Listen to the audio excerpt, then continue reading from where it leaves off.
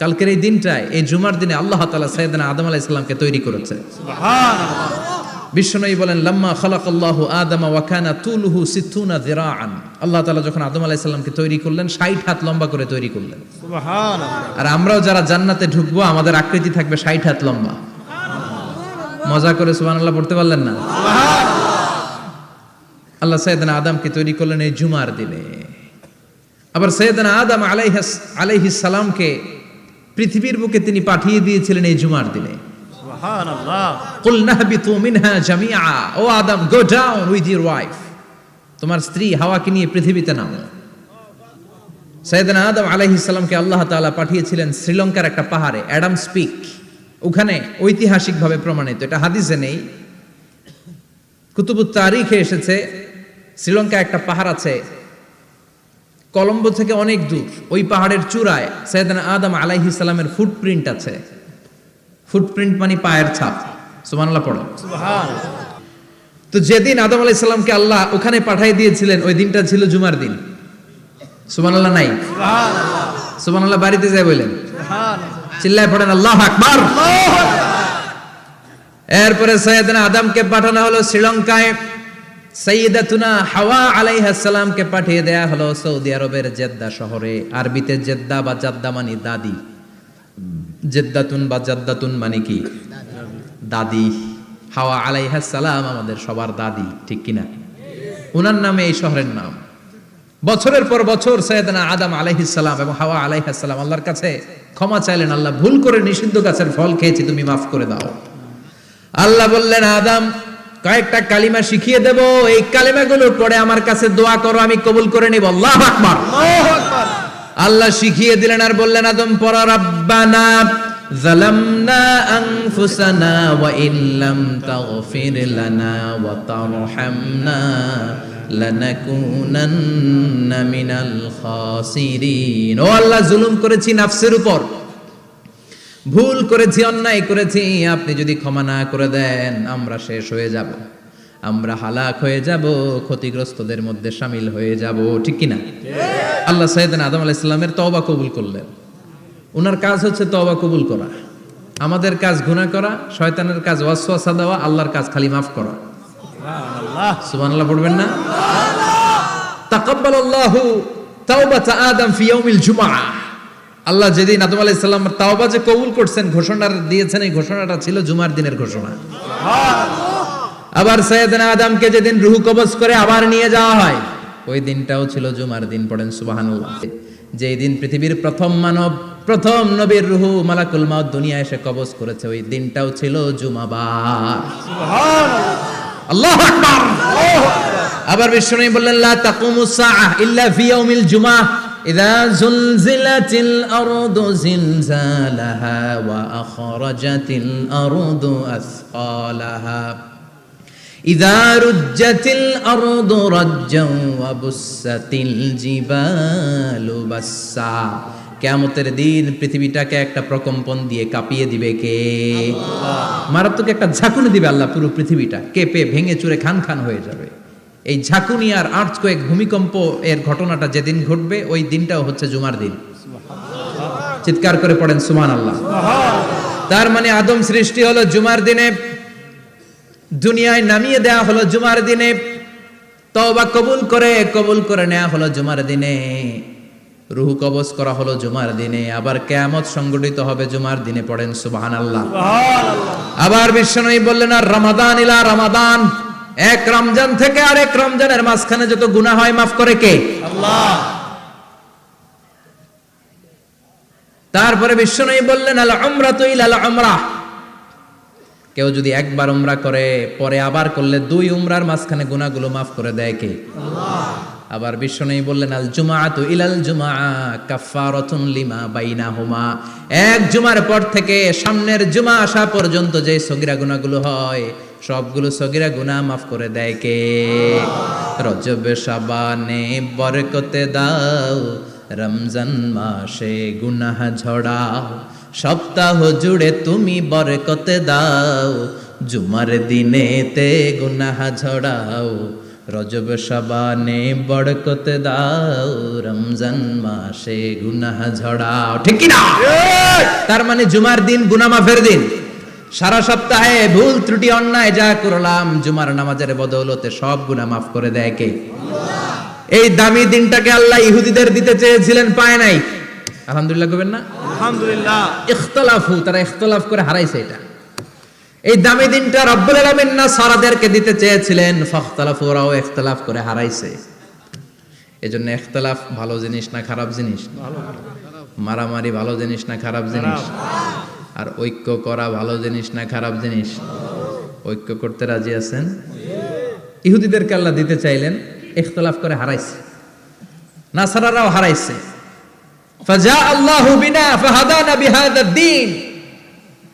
রব্বুল আলামিন এই দিনটা আমাদেরকে দিলেন, আমরা ইখতিলাফ করি নাই, বিশ্বনবীর হাতে হাত রেখে ঐক্য করে ঘোষণা দিয়েছি জুমার দিন আমাদের সাপ্তাহিক দিন। সুবহানাল্লাহ।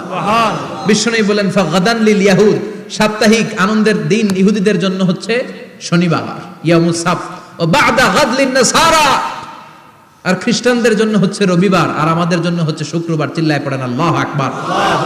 তার মানে জুমার দিন, জুমাবারের মর্যাদা বেশি না কম? চিল্লায় বলেন বেশি না কম? জুমার দিন সকালবেলা ফজরের নামাজের পর থেকে ফেরেশতারা যতগুলো মসজিদে জুমা অনুষ্ঠিত হয় ওই মসজিদে ঢোকার প্রতিটা দরজার মধ্যে দাঁড়িয়ে থাকে। কারা কারা আগে আগে জুমার নামাজ পড়ার জন্য মসজিদে যায়, প্রত্যেকের নামগুলো একটা জান্নাতের রেজিস্ট্রি খাতার মধ্যে তুলে নেয়। এই নামগুলো স্পেশালি আল্লাহর কাছে পাঠানোর জন্য। সুবহানাল্লাহ কইবেন না? সুবহানাল্লাহ। ডানে বায়ে সামনে পেছনে যতগুলো দরজা, প্রতিটা দরজায় ফেরেশতারা বসে থাকে। কে আগে আসলো নাম তুলে দেয়। তুলতে তুলতে তুলতে তুলতে খতিব সাহেব যখন খুতবা দেওয়ার জন্য মিম্বারে যেয়ে বসে যায়, ফেরেশতারা তাদের খাতা বন্ধ করে তারাও খতিব সাহেবের সামনে জুমার খুতবা শোনার জন্য বসে যায়। পড়েন সুবহানাল্লাহ। প্রথম জুমার দিন জুমার মসজিদে যে ঢুকবে, বিশ্বনবী বললেন আল্লাহর রাস্তায় একটা উট কুরবানি দিলে যেই সওয়াব, এই সওয়াব আল্লাহ আমলনামায় দিয়ে দেয়। দ্বিতীয় পর্যায়ে যে ঢুকে, বিশ্বনবী বললেন বাকারা, গরু কুরবানির সওয়াব পায়। 3 নম্বরে যে ঢুকবে, বিশ্বনবী বললেন কাবসা, হাদিসের ভাষায় এসেছে আল কাবাস, কাবাস মানে হলো বকরি, বকরি কুরবানির সওয়াব। 4 নম্বরে যে ঢুকবে তার হচ্ছে দাজাজা, দাজাজা মানে মুরগি। 5 নম্বরে যে ঢুকবে, বিশ্বনবী বললেন বাইদা, নোয়াখালীরা কয় বয়দা, আমরা কই আন্ডা, কুমিল্লায় কই ডিম। আছে না নাই? এক দেশের কত ভাষা, এক দেশের গালি আর এক দেশের বুলি। আমরা বলি ছেলে, কুষ্টিয়ায় বলে পুত্র, আরেক জায়গায় গেলে বলে হুত, আরেক জায়গায় গেলে বলে ফোয়া। আছে না নাই? আছে। এক এলাকায় বলে বেটা ছেলে, ছেলেদেরকে বেটা ছেলে। মরদ ফোয়া, মরদ ফোয়া হইতে না, মরদ ফোয়া হদ্দে। আহা, কি ভাষার বৈশিষ্ট্য।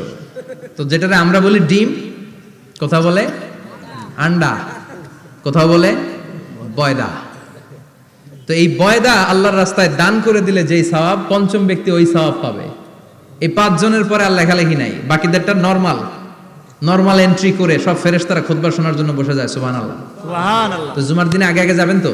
ইনশাআল্লাহ। সবাই রাজি আছেন? ইনশাআল্লাহ। চিৎকার করে পড়েন ইনশাআল্লাহ। ইনশাআল্লাহ। আলহামদুলিল্লাহ, আমরা এই জুমার দিনটাকে রাষ্ট্রীয় ছুটির দিন হিসেবে পেয়েছি, পাইছি না? 1984 সালে হুসাইন মোহাম্মদ এরশাদ সাহেব এই ভালো কাজ করছিলেন। উনি সব করছে জীবনে, স্বৈরাচারীও করছে, ভালো কাজও করছে। ঠিক। তো খারাপটা আর আমরা না বলি, যেটা ভালো এটাই বলি। ঠিক। উনার কারণে আজ অবধি এই 84 থেকে আজ 34 বছর বাংলাদেশের রাষ্ট্রীয়ভাবে সাপ্তাহিক ছুটির দিন কোনটা? আলহামদুলিল্লাহ কইবেন না? এই উসিলায় আল্লাহ ওনারে মাফ করুক। পৃথিবীর অনেক দেশে কিন্তু শুক্রবার ছুটির দিন না। আমি বছরের বেশিরভাগ সময় মালয়েশিয়াতে থাকি। মালয়েশিয়ার সাপ্তাহিক ছুটির দিন রবিবার। খ্রিস্টানদের সাথে অনেক বিজনেস তাদের মেনটেন করতে হয়। তো তারা যদি শুক্রবারে ছুটির দিন করে তাহলে সপ্তাহে 2 দিন ব্যবসা বাণিজ্য কাটা পড়ে যায়। নিজেদের কারণে শুক্রবার বন্ধ, যাদের সাথে বিজনেস ওদের কারণে রবিবার বন্ধ। আমরা আলহামদুলিল্লাহ আল্লাহর দয়ায় পবিত্র দিনটাতে পেয়েছি জুমাবার। আলহামদুলিল্লাহ পড়েন আলহামদুলিল্লাহ। এজন্য বিশ্বনবী বললেন খবরদার এদিনের নামাজ মিস করো না। মান তারাকা সালাসা জুমাইন তাহাউনান, গাফলতি করে টানা 3টা জুমা যে ব্যক্তি মিস করলো, তাবা আল্লাহু ফি কলবিহি, রব্বুল আলামিন ওই লোকটার অন্তরের মধ্যে মোহর মেরে দেয়। ওয়া কুতিবা ফি জুমরাতিল মুনাফিকিন, মুনাফিকদের খাতায় তার নাম তুলে দেয়।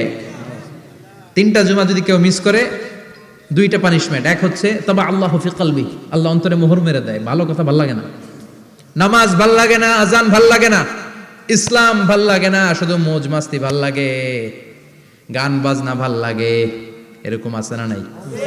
জুমার নামাজে যায় না। আরেকটা হলো কুতিবা মিনাল মুনাফিকিন, মুনাফিকদের খাতায় নাম তুলে দেয়। আল্লাহ হেফাজত করো, আরো জোরে পড়েন আমিন। আমিন। জুমার দিন আগে আগে মসজিদে আসবেন ইনশাআল্লাহ। সবাই রাজি? ইনশাআল্লাহ। আসেন, আল্লাহ জুমার ব্যাপারে কি ওয়াজ আমাদেরকে করলেন আমরা শুনি। শুনতে রাজি? আল্লাহ বললেন ইয়া আইয়ুহাল্লাযীনা আমানু ইযা নুদিয়া লিস-সালাতি মিন ইয়াউমিল জুমআতি ফাসআউ ইলা যিকরিল্লাহি ওয়া যারুল বাই', যালিকুম খায়রুল লাকুম ইন কুনতুম তা'লামুন। পড়েন না আল্লাহু আকবার। আল্লাহ বললেন ও আমার মুমিন বান্দারা শোনো শোনো, আপনাদেরকে অ্যাড্রেস করে আল্লাহ বলছেন ও আমার মুমিন বান্দারা শোনো, ইযা নুদিয়া লিস-সালাতি মিন ইয়াউমিল জুমআ, জুমার নামাজের আযান যখন দেয়া হয়, ফাসআউ ইলা যিকরিল্লাহ, আল্লাহর স্মরণে তোমরা ধাবিত হও। ওয়া যারুল বাই', কেনা বেচা বন্ধ করে দাও। যালিকুম খায়রুল লাকুম ইন কুনতুম তা'লামুন, এটাই তোমাদের জন্য কল্যাণ যদি তোমরা বুঝতে পারো। জুমার নামাজের আযান যখন হয়, ফাসআউ ইলা যিকরিল্লাহ, আল্লাহর স্মরণে তোমরা বের হয়ে যাও। আল্লাহু আকবার। ফাসআউ ইলা যিকরিল্লাহ ইযা নুদিয়া লিস-সালামি ইয়াউমিল জুমআ, জুমার নামাজের আযান যখন দেয়া হয় বের হয়ে যাও, তখন কোনো কাজ রাখা যাবে না। এই আযান দ্বারা উদ্দেশ্য হচ্ছে খতিব সাহেব খুতবা দেওয়ার জন্য মিম্বারে বসলে যে আযানটা দেয়া হয়, এই আযান। কথা বুঝতে পেরেছেন? কিন্তু দুর্ভাগ্যজনক হলে সত্য, আমাদের বাংলাদেশে এই আযানটা কেন যেন মুয়াজ্জিন ভাইরা ইমাম সাহেবের সামনে এসে আস্তে আস্তে দেয়, ছোট ছোট করে ইমাম সাহেবের মুখের উপরে দেয়, মাইকে দেয় না। এটা পাইছে কই? এটা যে কোত্থেকে ঢুকছে এক আল্লাহই ভালো জানে। আযান মানে অ্যানাউন্সমেন্ট। আযান মানে কি? কথা বলেন। অ্যানাউন্সমেন্ট কি জোরে হবে না আস্তে? তো সব আযান মাইকে এত সাউন্ড করে, এই আযানটা ইমাম সাহেবের মুখের সামনে এসে ছোট ছোট করে কেন দেয়? এটার কোনো দলিল আছে বলে আমার জানা নাই। এই আযানটাও মাইকে হতে হবে। আমি পৃথিবীর যত দেশ ঘুরেছি, অনেক বড় বড় মসজিদে আমি জুমার সালাত করেছি, সব জায়গায় মক্কাতুল মুকাররমা সহ মসজিদে নববী সহ সব জায়গায় খতিব সাহেব জুমার মিম্বারে বসার পরে যে আযানটা দেয়া হয়, এটাও অন্যান্য আযানের মতো মাইকে দেয়া হয়। আল্লাহ বললেন ইযা নুদিয়া লিস-সালামি ইয়াউমিল জুমআ, জুমার দিনে আযান যখন দেয়া হয়, এই আযান দ্বারা উদ্দেশ্য হচ্ছে খতিব বসলে যে আযান 12:30 সোয়া 12টার দিকে যে আযান, এই আযান উদ্দেশ্য নয়। বিশ্বনবীর সময়ে এই 12:30 সোয়া 12টার দিকে যে আযান ছিল, এটা ছিল না। বিশ্বনবীর সময়ে ছিল না, আবু বকরের সময়ে ছিল না, সাইয়েদনা ওমর ফারুকের সময়ে ছিল না। এটা চালু হয়েছে সাইয়েদনা উসমান যুন্নুরাইনের সময়। তখন মদিনাতে মানুষের সংখ্যা অনেক বেড়ে গিয়েছে, লোকজন আর জায়গা হয় না, মুসল্লিতে ঠাসাঠাসি। উনি ঘোষণা দিলেন সুকে জাওরা, জাওরা নামক বিশাল একটা বাজার আছে, ঘোষণা দিলেন এখন থেকে ওই জায়গায় জুমার নামাজ হবে। মানুষ যেন আগ থেকে প্রস্তুতি নিয়ে আসতে পারে, এজন্য জাওরা নামক বাজারে উনি আর একটা আযান দেওয়ার প্রচলন করলেন। সুবহানাল্লাহ। সেখান থেকে আজ অবধি আমরা এই অতিরিক্ত আযানটা দিয়ে থাকি। এটা নবীর সুন্নাত না, এটা সাহাবীর সুন্নাত। বিশ্বনবীর সুন্নাহ মেনে নেওয়া যেমনি আবশ্যক, 4 খলিফার থেকে পাওয়া সুন্নাতগুলো মেনে নেওয়া আবশ্যক। বিশ্বনবী বললেন আলাইকুম বিসুন্নতি ওয়া সুন্নাতিল খুলাফায়ে রাশিদিন আল মাহদিয়িন, আমার সুন্নাত ধরবা, হেদায়েত প্রাপ্ত 4 খলিফার সুন্নাত ধরবা। কেমনে ধরবা? ইক্ষু চিনেন? ইক্ষু না গ্যান্ডারি নাকি আখ না কুশাই? হ্যাঁ, আখ। কাঁচা আখ খায় কি করে? এই সামনের দাঁত দিয়ে ভাঙে না? সামনের দাঁত দিয়ে বলে ভাঙে, চাপার দাঁত দিয়ে, এই জায়গার দাঁত দিয়ে শক্ত করে ধরতে হয়। বিশ্বনবী বললেন আব্দু আলাইহা বিন নওয়াজিজ, আমার সুন্নাত আর সাহাবীদের সুন্নাতকে চাপার দাঁত দিয়ে আঁকড়ে ধরো, যাতে ছুটে না যায়। চিল্লায় পড়েন আল্লাহু আকবার। এটা সাইয়েদনা উসমানের সুন্নাত। বিশ্বনবী বললেন ইযা নুদিয়া লিস-সালাহ মিন ইয়াউমিল জুমআতি ফাসআউ ইলা যিকরিল্লাহ, জুমার দিনে আযান যখন দেয়া হয়, ফাসআউ ইলা যিকরিল্লাহ, আল্লাহর স্মরণের দিকে ধাবিত হও। দেরি করো না। দেরি করা যাবে না। আযান হইলে কোনো কাজ রাখবেন? কোনো ব্যস্ততা থাকবে? কাজ একটাই, জুমার নামাজ।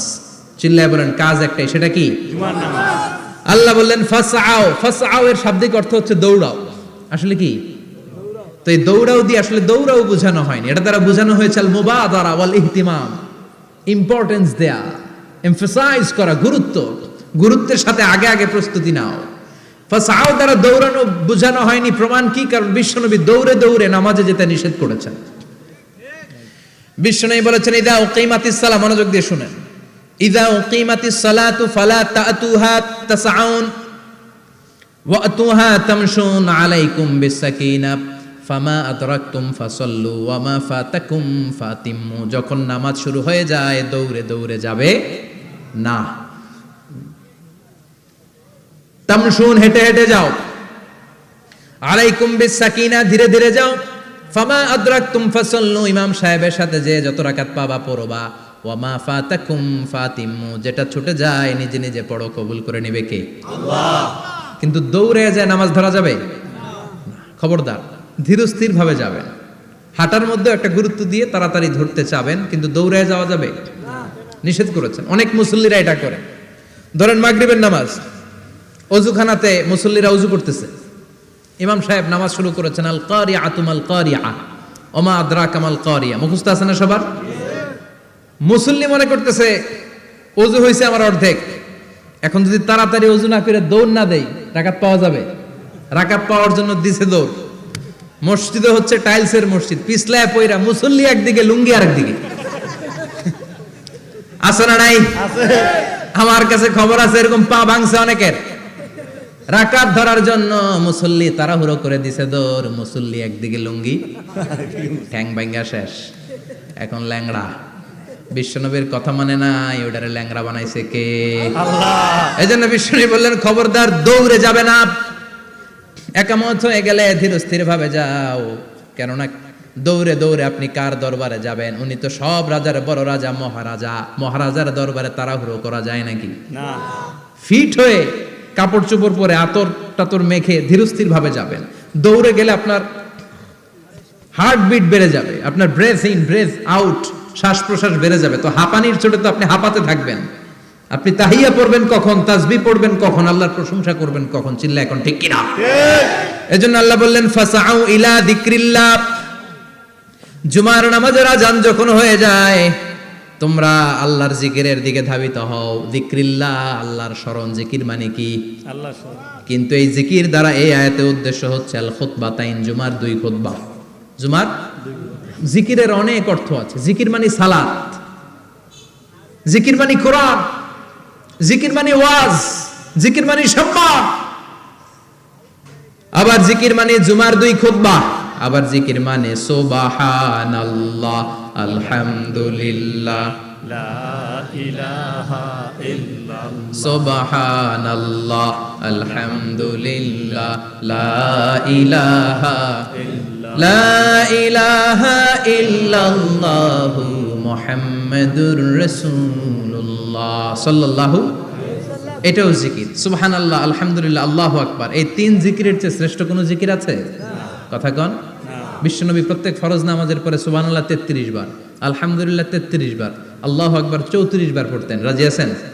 সবাই পড়তে রাজি আছেন? ইনশাআল্লাহ। লাফালাফি করবেন না তো? ঘাড় বাঁকা করবেন না তো? হুই হুই করে চিল্লাফাল্লা করা যাবে? জিকিরের মধ্যে সৌন্দর্য আছে না নাই? আল্লাহ নিজেও সুন্দর। আল্লাহর কাছে যেটা আমরা পেশ করব সবটাই সুন্দরভাবে পেশ করতে হয়। চিল্লা এখন ঠিক কিনা? তার মানে জিকিরের অনেক অর্থ। জিকিরের এক অর্থ হলো কোরআন। জিকিরের এক অর্থ কি? কোরআন। আপনি যখন কোরআন পড়েন তখন জিকির করেন কার? আল্লাহ। কথা বলেন। আল্লাহ। আবার আপনি যখন নামাজ পড়েন জিকির করেন কার? আল্লাহ। আবার আপনি যখন লা ইলাহা ইল্লাল্লাহ এটা পড়েন জিকির করেন কার? আল্লাহ। ঝিনুকের ভেতর লুকিয়ে থাকে যেমন মতি, ঝিনুকের ভেতর লুকিয়ে থাকে যেমন মতি, কালমা শাহাদাতে আছে আল্লাহর জ্যোতি, কালমা শাহাদাতে আছে আল্লাহর জ্যোতি। পড়েন সুবহানাল্লাহ। সুবহানাল্লাহ। এই লা ইলাহা ইল্লাল্লাহ সবচেয়ে শ্রেষ্ঠ জিকির। সাইয়েদনা মুসা আলাইহিস সালাম আল্লাহরে বললেন, আল্লাহ আল্লিমনি যিকরান, আপনি আমার এমন একটা জিকির শিখায়া দেন, লা ইয়ালামুহা ইল্লা আনতা ওয়া আনা, যে জিকিরটার শব্দ আপনি আর আমি ছাড়া কেউ জানবে না। সুবহানাল্লাহ। দুনিয়াতে যত অদ্ভুত অদ্ভুত প্রশ্ন ওনার, বিভিন্ন বিষয়ে আল্লাহরে প্রশ্ন করতেন। আল্লাহরে বললেন, আল্লাহ আল্লিমনি কালিমাতান, আল্লিমনি যিকরান লা ইয়ালামুহা ইল্লা আনতা ওয়া আনা, ও আল্লাহ এমন একটা জিকির আমারে শিখান, দিনে রাতে সব সময় এই জিকির আমি করব, আপনারে ডাকবো, কিন্তু শর্ত হলো এই জিকিরটা জানবে শুধু আপনি আর জানবো শুধু আমি, কেউ জানবে না। আল্লাহ বললেন মুসা পড়ো লা ইলাহা ইল্লাল্লাহ, লা ইলাহা লা ইলাহা ইল্লাল্লাহু মুহাম্মাদুর রাসূলুল্লাহ সাল্লাল্লাহু। আল্লাহ বললেন মুসা পড়ো লা ইলাহা ইল্লাল্লাহ। মুসা আলাইহিস সালাম কয় মাবুদ এটা তো জাতীয় জিকির, সবাই জানে। জানে না, জানে না লা ইলাহা ইল্লাল্লাহ এমন কেউ আছে? কথা কন, জানেন না আপনারা? কথা বলেন, জানেন না? মুসা আলাইহিস সালাম বললেন আল্লাহ এটা জাতীয় জিকির কইলেন কেন? আমি তো চাইছি এক্সট্রা অর্ডিনারি, অসাধারণ একটা জিকির, সুপারক্যালিফ্রাজিলিস্টিক এক্সপিয়ালিডোসাস, এক্সেলেন্ট একটা জিকির, আনপ্যারালাল, কারো কাছে নাই, শুধু আমি জানবো আর আমি পড়বো। আল্লাহ বললেন মুসা এই লা ইলাহাকে যদি এক পাল্লায় রেখে দাও, তামাম বিশ্ব, সাত আকাশ, সাত জমিনটারে তুলে যদি তুমি আরেক পাল্লায় রেখে দাও, লা রাজাহাত কাফাতু লা ইলাহা ইল্লাল্লাহ, মুহূর্তের মধ্যে লা ইলাহার পাল্লা ভারী হয়ে যাবে। ও মুসা তুমি যতই এক্সক্লুসিভ জিকির চাও, লা ইলাহার চেয়ে দামি জিকির আমার কাছে নাই। চিৎকার করে পড়তে হবে আল্লাহু আকবার। তার মানে নামাজ ও জিকির, কোরআন ও জিকির, এই যে আমরা ওয়াজ করতেছি এইটাও কি কথা কন? বিশ্ব নবীর আল্লাহ বললেন ও নবী ফাযাক্কির ইন্নামা আনতা, ও নবী আপনি জিকির করেন মানে ওয়াজ করেন। ইন্নামা আনতা মুযাক্কির, ও নবী আপনি ওয়াজ করে শোনান। লাস্তা আলাইহিম বিমুসাইতির, আপনারে দারোগা বানিয়ে পাঠাই নাই, আপনি শুধু ওয়াজ করেন। কার কথা? চিল্লায় বলেন কার কথা? আল্লাহর। কিন্তু এইখানে জিকির দ্বারা উদ্দেশ্য হচ্ছে জুমার খুতবা। ফাসআউ ইলা যিকরিল্লাহ, আল্লাহর জিকিরের দিকে ধাবিত হও, এই জিকির দ্বারা উদ্দেশ্য হলো জুমার খুতবা। তার মানে জুমার খুতবা যে খতিব সাহেবরা দেন, এখানে মসজিদের খতিব আছেন কারা কারা দেখি একটু হাত তোলেন তো। 1 2 3 4 5 6 7 গুণে শেষ করা যাবে না, অনেক খতিব। আল্লাহ এই খতিবদেরকে তুমি কবুল করো, আর জোরে পড়েন আমিন। এই যে যিকরুল্লাহ, ফাসআউ ইলা যিকরিল্লাহ দ্বারা আল্লাহ তাআলা জুমার খুতবাকে বুঝিয়েছেন। কি বুঝিয়েছেন? মনোযোগ আপনাদের আছে না গেছে? শেষ করে দেই, অনেক রাত হয়েছে তো। ছোট্ট একটা দোয়া পড়ি, শেষ করব না, আরো কয়েক মিনিট মনোযোগ থাকবে। তাকবীর দেন, লিল্লাহে তাকবীর। আরো জোরে দেন, লিল্লাহে তাকবীর। ফাসআউ ইলা যিকরিল্লাহ, আল্লাহর জিকিরের দিকে, আল্লাহর স্মরণের দিকে ধাবিত হও। এটা দ্বারা উদ্দেশ্য হচ্ছে জুমার খুতবা। আল্লাহ বুঝাতে চাইলেন জুমার খুতবা যাতে মিস হয়ে না যায়, এজন্য জুমার খুতবারে যেন তেন মনে করবেন না, এটা ওয়াজিব। জুমার নামাজ যেমনি ওয়াজিব, জুমার খুতবা দেওয়াও, কথা বলেন, জুমার খুতবা ওয়াজিব, শোনা ওয়াজিব, খুতবা দেওয়া ওয়াজিব। এই জন্য রাব্বুল আলামিন জোহরের নামাজকে ফরজ করে দিয়েছেন 4 রাকাত। যেহেতু জোহরের নামাজের আগে পরে কোনো খুতবা নাই, জুমার দিন খুতবা আছে, তাই জুমার দিন 4 রাকাত থেকে কমিয়ে তিনি 2 রাকাত করে দিয়েছে। কি ব্যালেন্সড ইসলাম, কি ভারসাম্যপূর্ণ আমাদের জীবন বিধান। প্রতিদিন জোহরের সময় ফরজ কয় রাকাত, কিন্তু জুমার দিন ফরজ কয় রাকাত? 2 রাকাত কমাইলো কেন? খুতবা, সুবহানাল্লাহ কইবেন না? এজন্য জুমার খুতবাটা খতিব সাহেব যারা আছেন খুবই জরুরি। এটাকে খুব কনস্ট্রাকটিভ মুডে সমাজে তুলে ধরতে হবে, মানুষকে এডুকেট করতে হবে, ইনস্ট্রাক্ট করতে হবে। আপনাদের অনেক দায়িত্ব, you have huge responsibilities in your shoulder. আপনাদের অনেক দায়িত্ব। খতিব যারা, এটা ছোটখাটো কোনো রেসপন্সিবিলিটি নয়, এটা অনেক বড় দায়িত্ব। এজন্য জুমার দিন মানুষকে আপনার শিক্ষিত করতে হবে। এই জুমার খুতবা, জুমার আলোচনার সাথে পৃথিবীর কোনো আলোচনার কোনো মিল নাই, কারণ জুমার আলোচনা সব সময় অন টাইম, একটা নির্ধারিত সময় হয়। পৃথিবীর অন্য কোনো আলোচনা নির্ধারিত সময় হয় নাকি? কথা কন। আমরা বক্তারা নির্ধারিত সময়ে মাইক পাই? কথা কন। কোনোদিন 8টায়, কোনোদিন 9টায়, আজকে বসছি কয়টায়? কিন্তু জুমার খুতবার এটা চেঞ্জ হয়। কি বরকতের একটা জলসা! ওই দিন সবাই আসতে হয় মসজিদে। ফুল টাইম নামাজি এরা আসে, পার্ট টাইম নামাজি এরা আসে, বেনামাজি এরাও আসে, আস্তিক এরা আসে, নাস্তিক এরাও আসে, আওয়ামী লীগ আসে, বিএনপি আসে, জাতীয় পার্টি আসে, জামাত ইসলাম আসে, হেফাজতে ইসলাম আসে, তাবলীগের ভাইয়েরা আসে, পীরের মুরিদেরা আসে, সবাই আসে।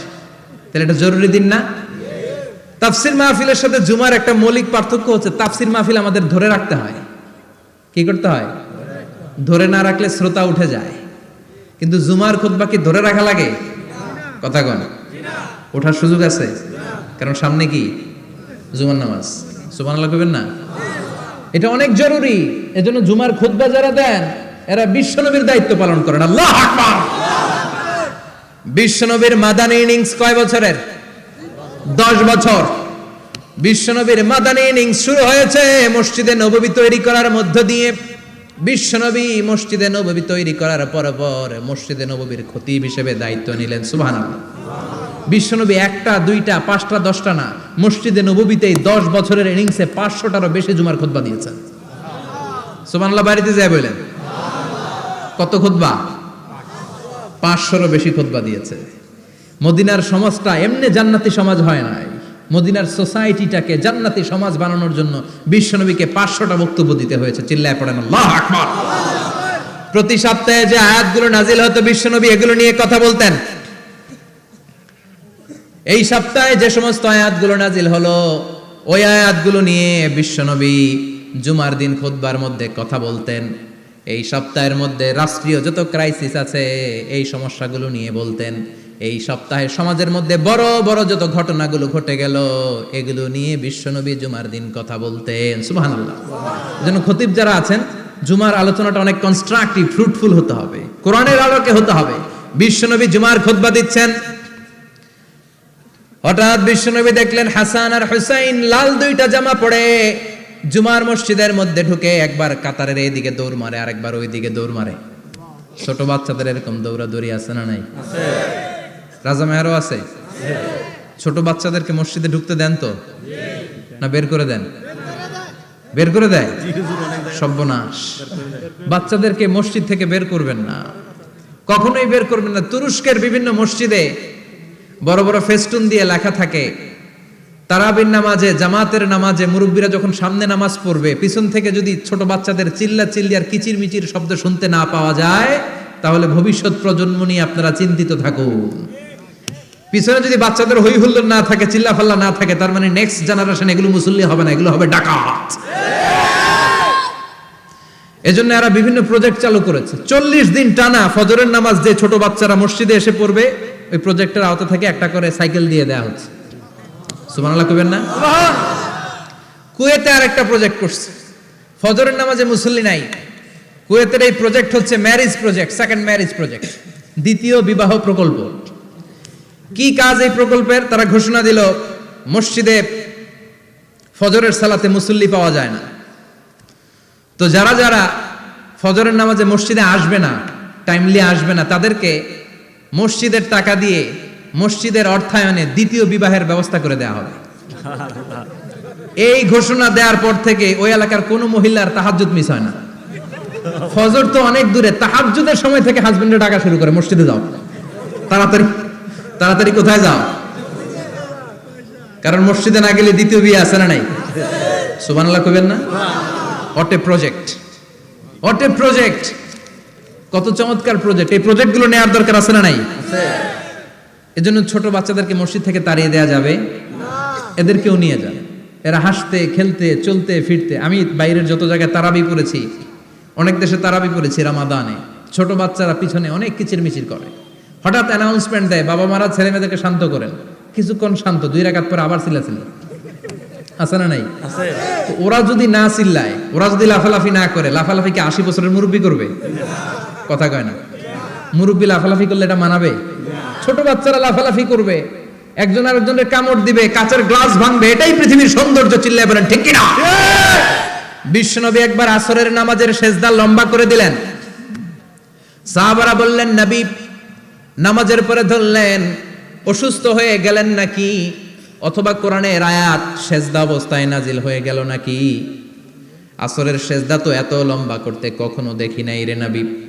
বিশ্বনবী বললেন না, অসুস্থ হই নাই, কোরআনের আয়াত নাজিল হয় নাই, আমি যখন সেজদায় লুটিয়ে পড়েছি আমার কলিজার টুকরা নাতি হাসান আমার কাঁধের উপরে চেপে বসেছে। আমি যদি সেজদা থেকে মাথা উঠাই হাসানের কষ্ট হয়ে যাবে, তাই আসরের একটা সেজদা আমি ইচ্ছা করেই লম্বা করে দিয়েছি।